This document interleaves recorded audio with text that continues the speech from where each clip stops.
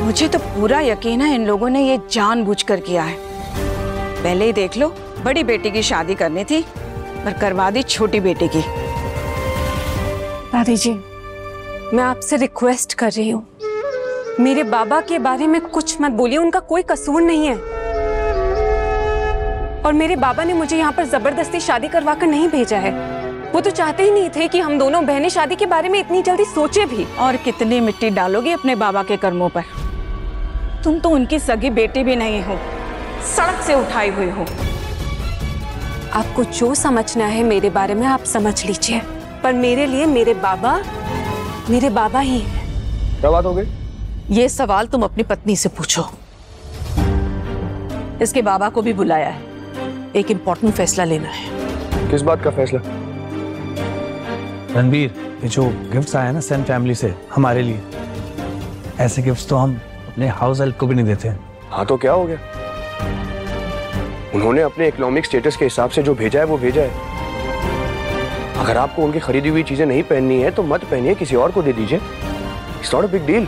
मैं आप लोगों से हाथ जोड़ के दरखास्त करता हूँ कि प्लीज बताइए आखिर बात क्या है। ठीक है, आपको ऐसे नहीं समझ में आ रहा ना, मैं आपको समझाती हूँ। जी। परम, सूटकेस लेकर आओ। कौन सा सूटकेस? क्या बात चल रही है, मैं नहीं समझ पा रहा हूँ। मैं आपको बताती हूँ बाबा, अगर आप मेरे ससुराल वालों को शगुन के तोहफे नहीं भेज सकते थे तो आपने मुझे पहले क्यों नहीं बताया? तुम कहना क्या चाहती हो बेटा? बाबा, आपने सभी घर वालों को फटे पुराने कपड़े क्यों भेजे हैं? पर बाबा, मुझे समझ में नहीं आ रहा ये कैसे हो सकता है? कैसे आपने ये सब इसलिए किया क्योंकि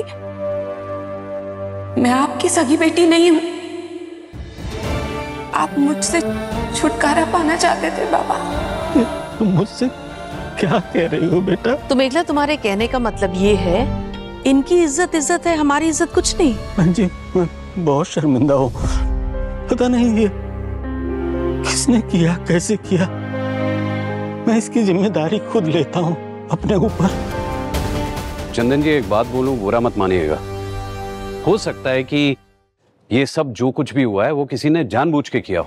जब भी गिफ्ट्स पैक हो रहे थे आपने देखा था? बीती बातों को भूल जाओ और तो सजाने में ध्यान दो। मैं बाकी का काम निपटा के आता हूँ।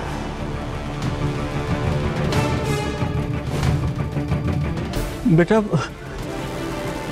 वो मेरे पास कोई सबूत नहीं है तो मैं किस पर शक कर सकता हूँ भला? बाबा, सब भले ही मेरे थे पर मेरी भावनाएं वो नहीं थी। प्लीज। मेघला बेटा, ये सच है, मैंने तुम्हें गोद लिया बेटा, पर मैंने आज तक कभी तुमसे जिक्र नहीं किया कि मैंने तुम्हें गोद लिया। यहाँ सबके सामने तुम इस तरह। अंकल, जो कुछ भी हुआ है मुझे पूरा यकीन है कि आप और आंटी ऐसा कभी नहीं कर सकते, पर ऐसा हुआ है। मुझे लगता है कि किसी ने आपकी या सिर्फ मेघला की इज्जत उछालने की कोशिश की है।